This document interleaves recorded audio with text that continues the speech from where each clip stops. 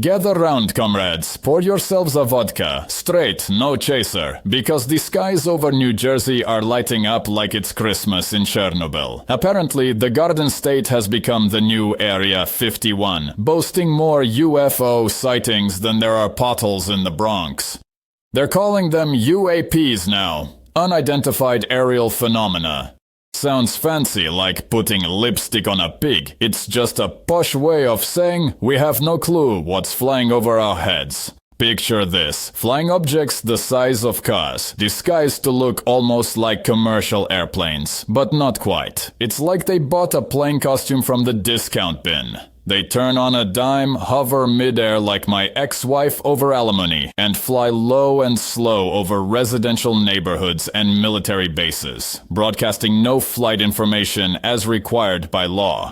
Silent and stealthy as a cat burglar, and about as welcome. Residents try to get a closer look with their own drones, but their gadgets refuse to take off, or the batteries die faster than a sneeze. These UFOs possess some kind of electronic voodoo, jamming anything that gets near them. The Coast Guard reports being followed by 12 to 30 of these mysterious drones. Picatinny Arsenal, the military research base in Morris County, confirms at least 11 unauthorized visitors in their airspace.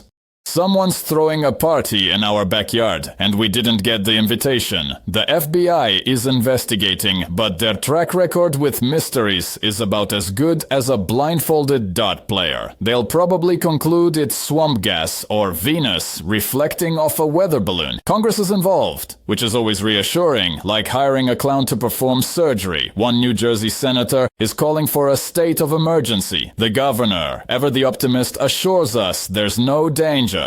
Right, because unidentified flying objects that outmaneuver our best jets are as harmless as a toddler with a crayon. Some genius suggested Iran made a deal with China to send drone motherships our way. Sure, and my babushka is leading a hacker collective from her kitchen. The Pentagon denies it. And for once, I might actually believe them. We've got the most advanced military on the planet. If these were enemy drones, they'd be scrap metal by now. So what's really going on? Are little green men taking a joyride over Jersey? Or is this some top-secret tech even Uncle Sam doesn't know about? Either way, the public deserves answers, not fairy tales. Until then, keep your eyes on the skies and your drones grounded. Unless you want them turning into expensive paperweights. Maybe invest in tinfoil hats. Not that they'll help, but at least you'll look the part when the truth comes out. After all, in a world where the inexplicable becomes the norm, a little preparedness never hurt anyone, except maybe my ex-wife when she found out the joint account was empty, but that's a story for another day. Speaking of chaos, let's talk about Syria, the world's longest-running tragicomedy. Assad might soon be offering tours of his new Moscow retirement home, complete with guided walks through his collection of unsolicited advice from Putin. Picture the brochure. Experience Syria's rich history from a safe distance. Complimentary snow boots and a crash course in Russian stoicism included. No selfies, please. We can't afford another international incident. Putin's offering him asylum, probably throwing in a bearskin rug and vodka strong enough to make you forget UN sanctions. It's a strategic retreat, they say. Sure, and my cousin strategically retreated from his fourth marriage, with half the silverware and the neighbor's dog. With over 1.5 million people displaced, Syria's a never-ending game of musical chairs. Except someone stole all the chairs and replaced the music with air raid sirens. The international community is about as effective as a waterproof teabag. Lots of meetings, plenty of resolutions, and absolutely zero impact. They've issued so many condemnations, they're running out of fancy paper. The economy? Spiraling faster than a roulette wheel in a rigged casino. Inflation's so high, a loaf of bread costs more than a black market kidney. Not that there's much bread or kidneys left.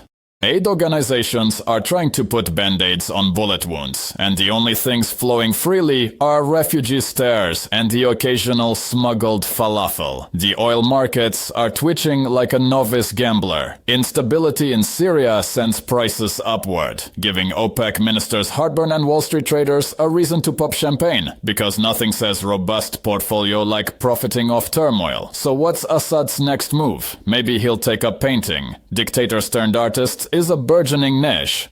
Dictators can become painters, or they can start a vlog. Cooking with Assad. Disastrous recipes from a failed state. First episode, how to scramble international relations with a pinch of corruption and a dash of oppression. In the end, Syria's become the world's most dysfunctional soap opera. And we're all unwilling extras. Grab your popcorn, or what's left of it after inflation, and watch as the plot thickens faster than day-old borscht. Don't expect a happy ending. This isn't Hollywood.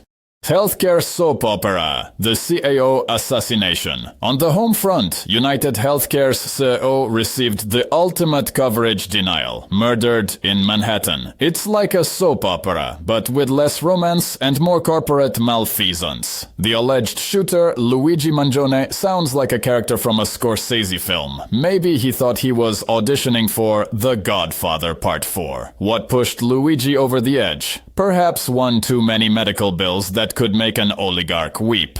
Maybe his insurance denied coverage for the third time this month, and he decided to provide some direct feedback. It's ironic. The CEO of a healthcare giant meets his end, and suddenly everyone's concerned about gun violence. Boardrooms are in panic mode. Executives hiding behind legal teams thicker than a New York cheesecake, claiming, "We had no idea our policies caused distress," as they sip champagne in penthouse offices. Sure, and I'm the Pope of Wall Street. The healthcare stock barely flinched before rebounding, because for investors, it's all about the bottom line. They're likely already lining up a successor to keep the profits flowing smoothly. The real tragedy here isn't just a headline grab-in incident. It's the broader crisis in healthcare. When people are forced to choose between their health and financial stability, it's no wonder things can spiral out of control. Not that I'm condoning anything, relax FBI, but maybe this is a wake-up call. The media swarms like vultures, each outlet vying for sensational headlines. Politicians jump on the bandwagon, offering thoughts and prayers while pocketing donations from big pharma. They'll promise reforms that never materialize, like mirages in the desert. Meanwhile, the average person navigates a system that cares more about profits than people. So while tabloids have their fun and elites retreat to their bubbles, we're left pondering a system where health is a luxury and desperation breeds contempt. Maybe it's time to rewrite the script before the soap opera becomes a tragedy. But hey, at least it keeps the tabloids busy. In a world where absurdity is the norm, what's one more scandal? Tune in next week. Maybe aliens will offer free healthcare. Sachs is supposed to bring order to crypto, but with the Hawk-Tuah memcoin crash fresh in mind, one wonders if this is rearranging deck chairs on the Titanic while ignoring the iceberg. He claims he'll bring stability, but crypto is about as stable as a tightrope walker in a hurricane. Maybe he'll introduce Trump coin, backed by hot air and ego. Sachs is supposed to bring order to crypto, but with the Hawk-Tuah memcoin crash fresh in mind, one wonders if this is rearranging deck chairs on the Titanic while ignoring the iceberg. He claims he'll bring stability, but crypto is about as stable as a tightrope walker in a hurricane. Maybe he'll introduce Trump coin, backed by hot air and ego. People will buy it. After all, who doesn't want a piece of that golden empire? Putting a Silicon Valley venture capitalist in charge of regulating digital currencies is like asking a raccoon to organize a garbage dump. Perhaps it's time to invest in something tangible. Gold bars never go out of style. And canned beans make a hearty meal when the economy collapses.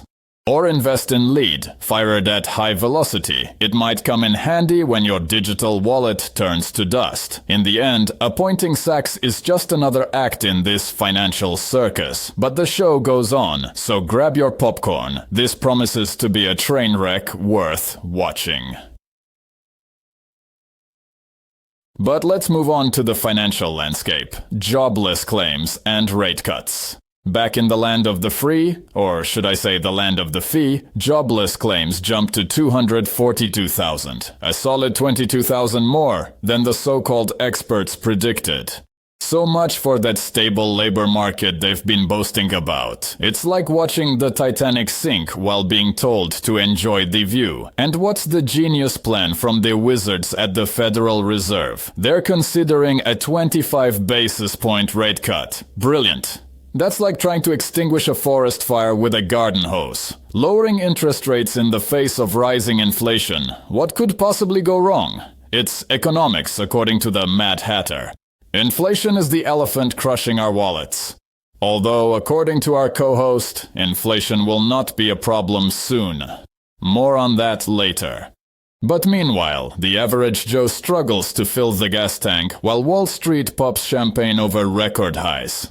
It's clear those steering the ship have no idea where they're going. Maybe the UFOs over New Jersey can beam up the Fed and offer extraterrestrial financial advice. Couldn't be worse than what we've got now. Moving on to Argentina's economic tango. Down south, Argentina's economy is doing the tango, not the elegant kind. This is the stumble and crash into the orchestra pit version. They're tapping US debt markets like a desperate gambler hitting up a loan shark. Optimism surrounds President Javier Milei's proposed reforms. Slashing government spending, cutting taxes, even abolishing the central bank. Bold moves, like steering a ship without a rudder. Inflation is still over 100%, but it's coming down fast. Previously, by the time you finished your steak, dessert cost double. Milei wants to dollarize the economy, swapping pesos for dollars. Sounds great on paper. So does my parole agreement. The problem is, all these cuts are starting to cause a massive recession. The question is whether it will all be worth it or not. For now, they're selling bonds, hoping investors forgot that the Argentine tango often goes 2 steps forward, 3 steps back. Let's hope this dance doesn't end with a financial hangover and empty pockets. Given Argentina's track record, keep your wallet in your front pocket and your hand on your passport. Maybe they'll surprise us, and maybe pigs will fly, or at least hover over New Jersey. Circling back to the UFO flap, because the Garden State needed more excitement. Congress is involved, which is like asking a snail to win a horse race. A New Jersey senator calls for a state of emergency. Nothing says we're in control, like politicians panicking over flying saucers. Representative Chris Smith reports a Coast Guard boat followed by 12 to 30 drones. Perhaps it's an alien reconnaissance mission looking for intelligent life and realizing they're in the wrong place. These aren't toy drones. They're the size of cars, hovering over neighborhoods and military bases, popping out of the water like a sci-fi blockbuster. People try flying their own drones to get a closer look, but they won't take off or lose power. It's like the UFOs are saying, "No selfies, please." The governor assures us there's no danger. Politicians speak for, "We have no clue what's happening, but keep calm." Conspiracy theorists are having a field day, and who can blame them? Some say it's Iran or China testing new tech. Sure, and I'm the Queen of England. If Iran had drones like this, they'd be selling tickets. If China wanted to spy, they'd stick to stealing data through our smartphones. The skies over Jersey look like War of the Worlds, and our leaders fumble in the dark. Grab your popcorn and tinfoil hats. Remember, when the aliens land and ask, "Take me to your leader," let's try not to embarrass ourselves more than we already have.